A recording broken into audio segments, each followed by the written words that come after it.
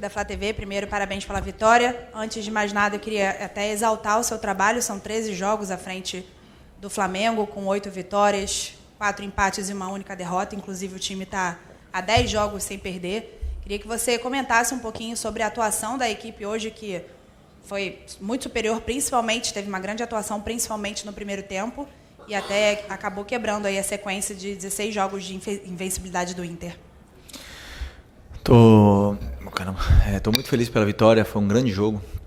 Um adversário à altura, que estava brigando pelo título, mas existe essa comunhão, essa sinergia com a torcida, os jogadores comprometidos durante a semana em todos os treinamentos, fizeram um jogo impecável, seguiram o plano de jogo de maneira perfeita.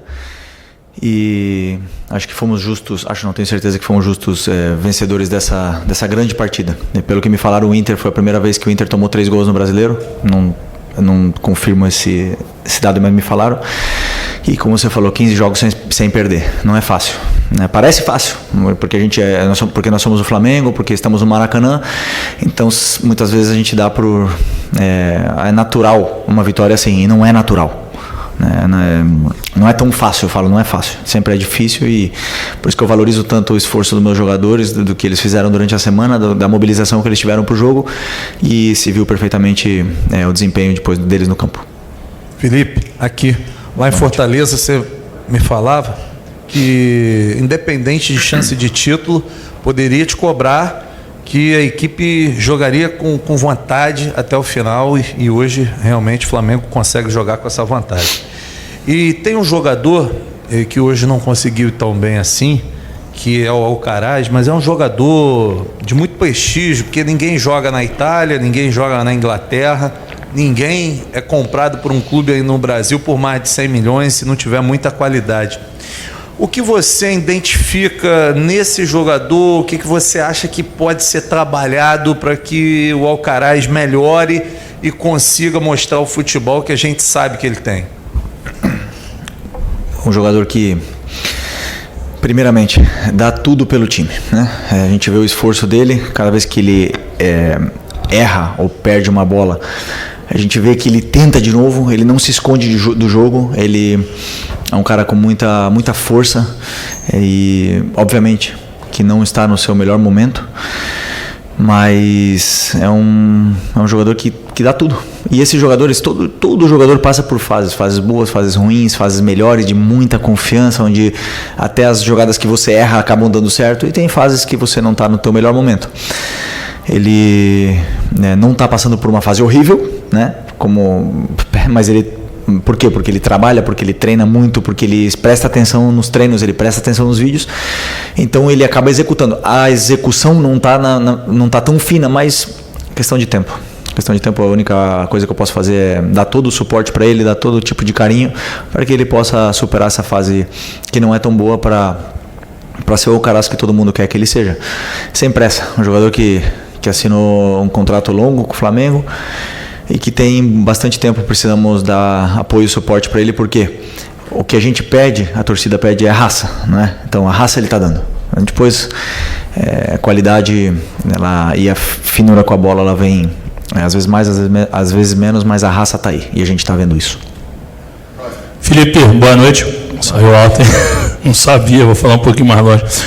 Felipe, na hora do primeiro gol do Léo Ortiz, a gente estava um pouquinho distante, e eu vi que o Léo Ortiz foi no banco e tinha cumprimentado o auxiliar, não tinha conseguido identificar. Depois a Letícia, minha colega que cobre comigo, mandou um vídeo, e eu vi que era o Daniel Alegria. Quando a comunicação do Flamengo nos passa o nome da comissão, a gente pesquisa, né? Mas eu ainda não tinha... Eu falei, Daniel Alegria, vou procurar no Instagram, e aí achei aqui especialista em bolas paradas.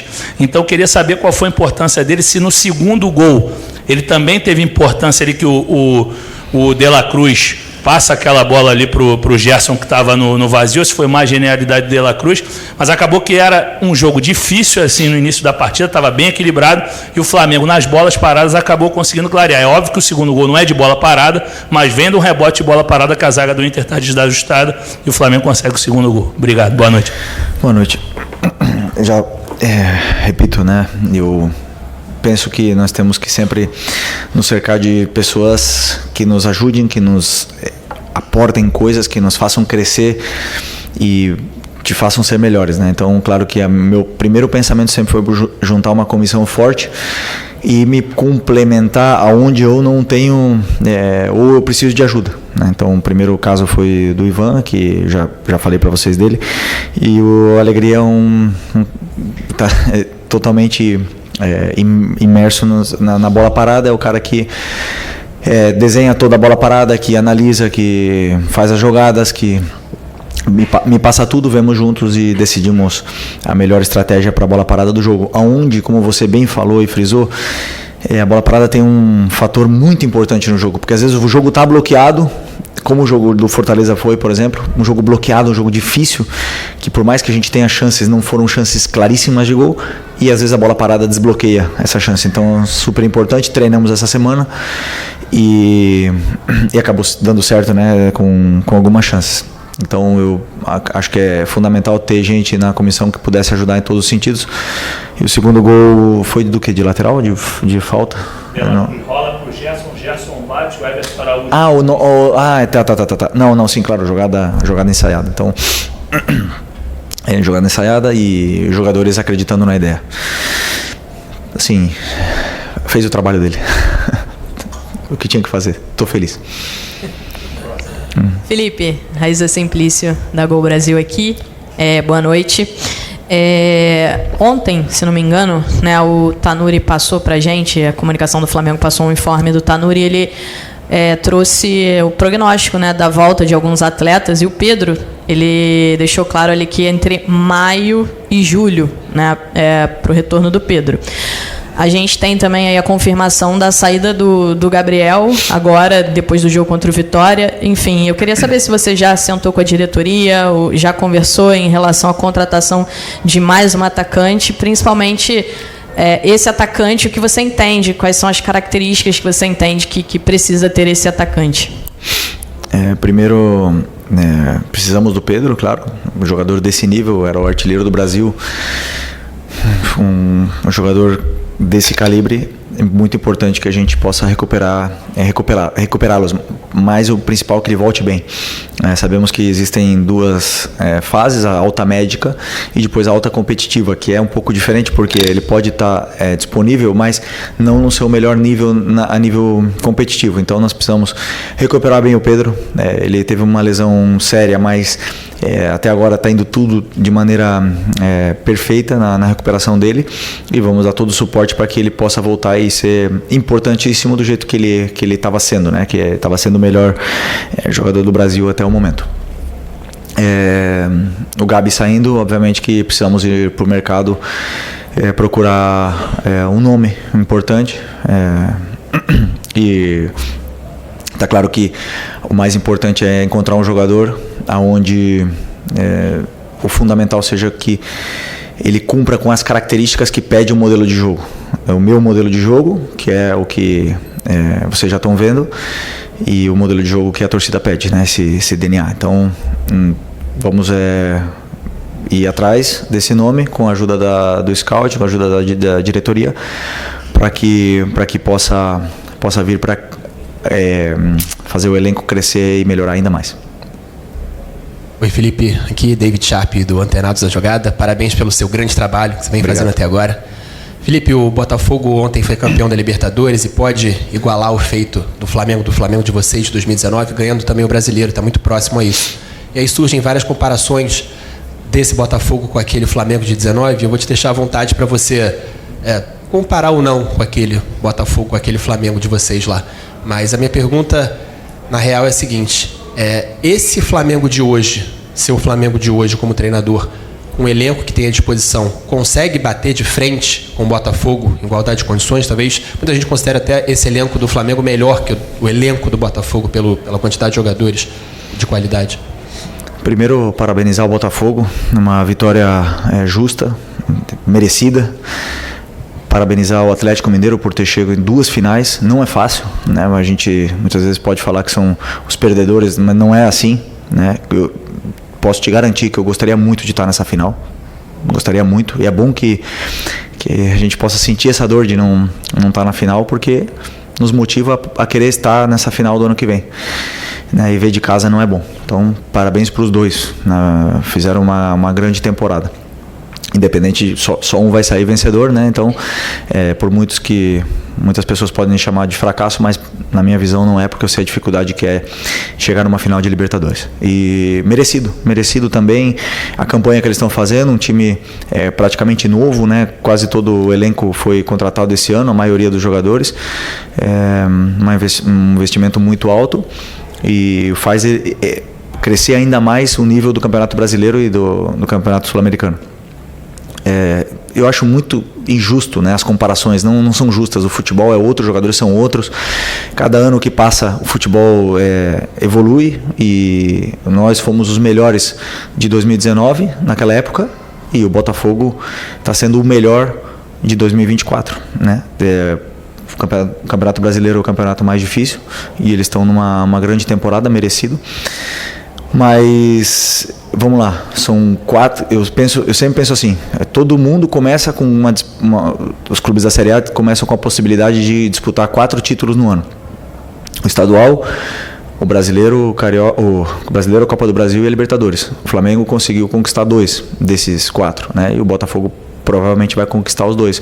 Claro que são de importâncias diferentes, mas na minha visão é isso. E esse grupo de jogadores conseguiu manter, né, a ambição até o final, e eu sim penso que o meu elenco é muito qualificado. O meu elenco é um dos mais fortes da América, se não o que mais, e por mais que outros times possam chegar em finais ou conquistar, eu acredito cegamente nos meus jogadores e no elenco que eu tenho na mão. Já falei para vocês, nunca dou desculpa enquanto a isso, porque na minha opinião eu tenho o melhor elenco.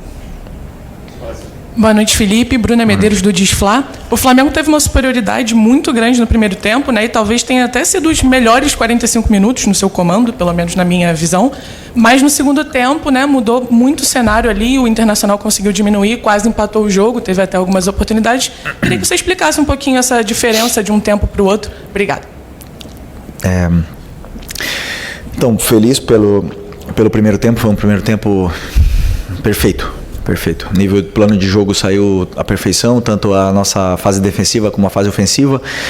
Os jogadores estavam em todo momento onde tinham que estar, com uma liberdade grande, né, de movimentos e de relações curtas entre eles. Os ataques ao espaço estavam acontecendo da maneira que planejamos e o plano de jogo saiu à perfeição, né?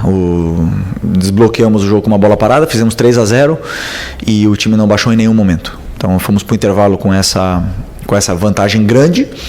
E a mensagem foi para a gente continuar atacando, continuar sendo verticais. E antes de tomar o gol, tivemos 2 ou 3 chances claras de gol. Então o nosso time não voltou mal para o segundo tempo. Nosso time voltou bem para o segundo tempo. E aí o Inter faz um gol, né? Porque nós estamos falando do terceiro, que até o momento era o terceiro colocado do Campeonato Brasileiro. E eles fizeram um gol. E claro que é um grande time. Claro, tem Alan Patrick no outro lado. Tem o Thiago Maia, que estava aqui no Flamengo, do outro lado. Tem o Valência, que estava do outro lado. O Wesley, que é um dos melhores pontas do Brasil, do outro lado. Obviamente que o Bernabé, que talvez tenha sido um dos melhores laterais desse ano no Campeonato Brasileiro. Então, obviamente que é difícil jogar contra um time assim. E eles acabaram fazendo o segundo gol, né? O segundo gol teve toda essa polêmica, mas acabaram fazendo o segundo gol e o time soube sofrer, soube se defender até o final. Ainda assim tivemos outras chances, para tentar fazer o 4-2, ou não fizemos, e a vitória para mim os 3 pontos têm o mesmo sabor, né? Claro que queria 3-0, queria 4-0, mas existe uma parte do futebol que o outro time também joga. Souberam nos pressionar no final e o nosso time soube defender e saímos com a vitória merecidamente. Boa noite, Felipe. Vinícius Sacramento, MS Web Rádio. Eu gostaria que você projetasse o confronto contra o Criciúma, já que na quarta-feira você não vai ter o Gerson e não vai ter o De La Cruz suspensos, contra um adversário perigoso, que vai fazer seu último jogo em casa, está na zona de rebaixamento e precisa muito desse resultado. O que o torcedor pode esperar do seu confronto contra o Criciúma lá na quarta-feira? Pode esperar o que eles estão... que nossos jogadores falem no campo. É a única coisa que eles podem esperar, que a gente possa ir para Criciúma com os jogadores que que estão muito bem, trabalhando, estão com confiança, foram campeões, querem jogar, querem continuar melhorando, querem competir entre eles, estão treinando forte. Vamos para Criciúma para fazer um jogo do mesmo nível que fizemos de hoje, fizemos o mesmo nível que fizemos no Cuiabá contra o Fortaleza, e tentar vencer, que essa camisa ela exige vencer.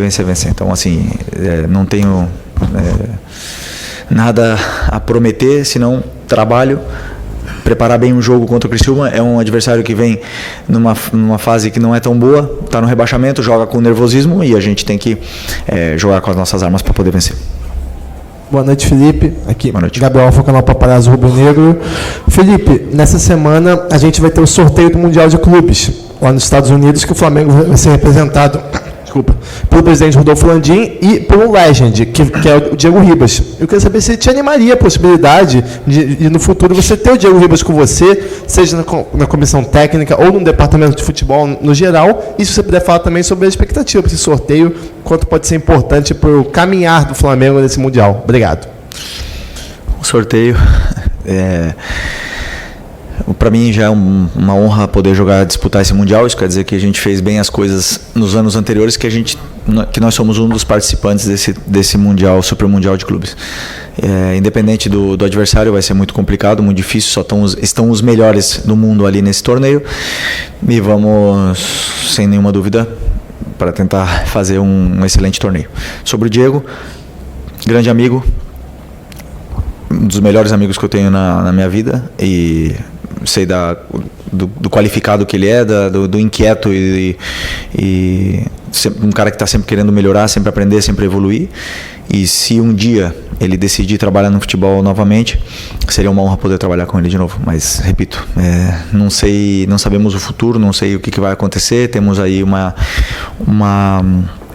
eleição pela frente que não depende de mim, não depende de nada. A única coisa que eu posso focar é na equipe. Então, as pessoas que estão agora estão ajudando muito, e as pessoas que estarão no ano que vem não é uma coisa que me preocupa nesse momento. Aqui é Felipe, boa noite. Marcos Martins, do canal da QSRN. Queria te perguntar sobre uma mudança de posicionamento no jogo de hoje envolvendo o Bruno Henrique e Michael. Na partida contra o Fortaleza, Michael inicia pelo corredor central e o Bruno aberto pela esquerda. Para a partida de hoje, ao contrário, Bruno por dentro e Michael aberto. Queria te perguntar primeiro o motivo dessa modificação e também se você observou que o rendimento de ambos foi melhor em comparação com o jogo contra o Fortaleza. Vou pedir desculpa porque não vou detalhar, tá? Porque tem muita estratégia envolvida nessa mudança, muito detalhe fino sobre o plano de jogo, então prefiro não abrir, mas simplesmente posso te dizer isso, que foi por uma estratégia, pela estratégia do jogo e pelo plano que nós tínhamos em função do nosso adversário que vinha pela frente. Pelo jogo contra o Fortaleza, para mim o Bruno Henrique fez um excelente jogo, né? O Marinho teve muita dificuldade em marcar ele, e o Michael também criou muito perigo, ajudou muito na pressão, e simplesmente faltou o gol naquele jogo contra o Fortaleza. E hoje os dois foram muito bem, também porque seguiram à perfeição o plano de jogo, como eu falei, acreditaram no que passamos para ele e acabou dando certo. Boa noite, Felipe. Vinícius, canal Vini Rubro Negro.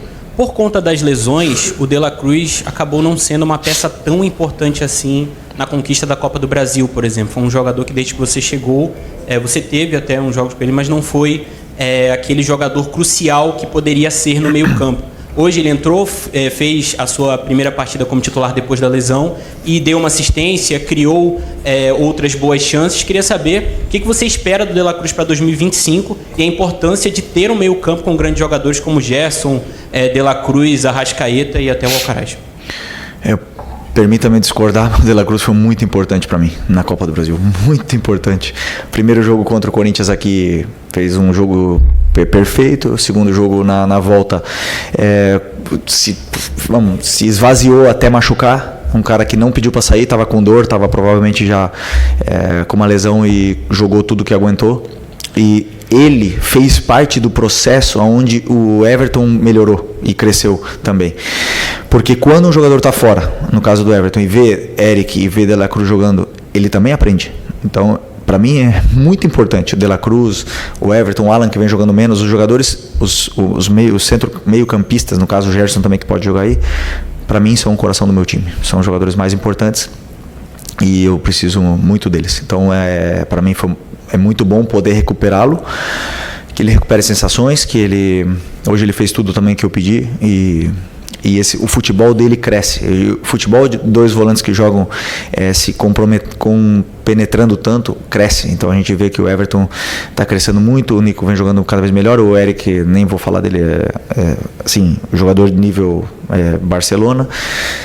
Então, e quero muito poder recuperar o Alan também, essa qualidade que ele tem. Então, assim, estou muito feliz e bem servido com os volantes que eu tenho. Felipe, aqui à sua esquerda, Renan Moura, da Rádio Globo CBN. Queria saber qual é o planejamento que você traça para o Gabigol nessas últimas 2 partidas, quais são as lições e o saldo dessa relação, já que não é o fim de uma carreira, né? Mas sim o fim de um ciclo que ele completa, né? Deixando aí a alcunha de um ídolo com a grandeza de um clube como o Flamengo.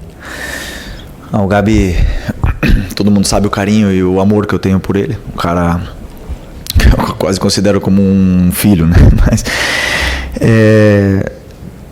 temos que ver o que a gente vai fazer agora, porque ele está com 2 cartões e ele merece sair com uma despedida do Flamengo. Ele merece sair como a lenda que ele se tornou, né? Um ídolo eterno do clube, um cara super importante pra gente nesse processo de 2019 até agora. E vamos ver como a gente resolve essa situação pro último jogo, para que a torcida possa brindar esse amor que tem por ele, esse carinho que tem por ele, e que ele possa receber de volta todo, né, o carinho que ele deu para todos, porque ele é parte, história viva do Flamengo, e eu acredito que sim, ele merece sair bem. Não está se aposentando, como tu falou, mas é um cara que merece o carinho de todos. Boa noite, Felipe. Léo José, do Coluna do Fla. Uma das principais queixas da torcida é a falta de finalização em alguns momentos, né? Finalização quando o time tem a clareza para chutar, às vezes acaba dando um toque a mais. Contra o Cuiabá, aí vai uma visão pessoal, contra o Cuiabá eu notei que faltou um pouco mais de finalização certa em alguns momentos, contra o Fortaleza também. Aí vou dar o exemplo do Michael. Contra o Cuiabá ele conseguiu driblar 2 vezes lá a zaga, né, do Cuiabá em 2 jogadas e não finalizou. E agora contra o Fortaleza também aconteceu algo semelhante, só que nesse jogo agora nesse jogo de hoje, contra o Inter, o Michael chutou e fez os 2 gols. Houve alguma orientação durante a semana, alguma indicação especial para que o Flamengo chutasse mais? Vamos lá, eu sempre penso que criar é mais difícil do que destruir. Essa é a minha visão. Então, quando você cria chances, você cria essa sensação de perigo, muitas vezes o último passe, ele não sendo bom, ele não dá a chance clara de gol, mas está ali. A chance, ela está ali, a chance criada. E nós estamos tendo isso, né? Então, depois você falou que se refere a que o Michael, por exemplo, não falta finalizar ou alguma coisa assim. Eu sou um cara muito detalhista, então eu vou para casa, eu vejo o jogo de novo, eu vejo os treinos de novo, e eu vejo se realmente ele poderia ter finalizado. E eu até hoje, o Misha, assim, não teve uma chance clara realmente na frente do goleiro que ele não tenha finalizado. Sempre tem uma perna a mais que ele quer tirar para poder chutar, ele quer limpar um pouco mais a jogada e quer chutar, mas é um cara que cria muito pro time, ele dá muito perigo, é muito difícil marcar o Michael, é um cara que se desmarca o tempo todo, ele tá atacando espaço, ele vem no pé, ele faz contra-movimentos. Então ele cria muito. E por incrível que pareça, hoje criamos e fizemos 3 gols, né? Fizemos 3. No outro jogo, as outras perguntas foram que o time cria e não faz. E eu falei, é a mesma coisa. Tem hora que a bola vai entrar e tem hora que a bola não vai entrar. Depende do dia, depende do adversário, depende da chance ou do momento do jogador, depende de tudo isso. Mas que o time está criando muito. Meu objetivo é que crie o dobro. A única coisa que eu posso fazer para os jogadores se sentirem com mais confiança é que criem o dobro do que estão criando agora. É a única coisa que está no meu controle. Depois, dentro do campo, a qualidade é deles. Okay. Professor, última pergunta aqui. Beleza. Boa noite, Felipe. Sidão Marinho da Litoral News. Queria voltar no assunto do Super Mundial do ano que vem. Porque você pode ter um grupo com o Simeone do Atlético de Madrid e quem sabe o Jorge Jesus do Al Hilal. Claro que é sorteio, né? Não tem como adivinhar, mas você gostaria dessa possibilidade? Queria que você aprofundasse um pouco mais no objetivo do Flamengo dentro dessa disputa. Tem 3 equipes do Rio de Janeiro. Se isso também pode mexer um pouco mais com essa rivalidade da performance da equipe. E se é possível para uma equipe brasileira sonhar com o título desse Super Mundial, na sua visão. Obrigado. São muitas perguntas dentro da pergunta, mas eu vou primeiro, assim, claro que quando o Flamengo vai para uma competição, vai para ganhar. A gente nunca vai, vamos lá para passar da fase de grupos. Não, temos que ser realistas. Então, Bayern de Munique, Barcelona, Real Madrid, então, todos os times lá que têm um poder econômico, então os melhores jogadores do mundo nesses clubes. É fácil? Não é, não existe nada fácil. A Libertadores não é fácil, o brasileiro não é fácil e tudo mais, mas tudo pode acontecer. E nós temos, claro que, botar a camisa do Flamengo e ir para ganhar o jogo que vier pela frente. Sobre se vier o Atlético ou o Hilal, a única vantagem é que eu conheço eles e eles não conhecem tanto, não me conhecem tanto os bastidores, né? Mas eu conheço os bastidores deles. Mas no final das contas, quem joga são os jogadores. E quem faz a diferença são eles. Então, o time do Atlético de Madrid está num grande momento e eu penso que vai ganhar o Mundial quem tiver no melhor momento. Então agora não adianta nada a gente poder falar do Mundial ou não, porque o Fluminense não está num bom momento. Mas até junho pode estar num grande momento. E pode acontecer ao contrário com o Botafogo, ou com o Real Madrid, ou não sei, com qualquer outro clube. Então é muito cedo para falar do Mundial. Temos muita coisa ainda pela frente. E a única coisa que eu posso repetir é que é um privilégio estar lá. Valeu! Muito obrigado, gente. Boa noite.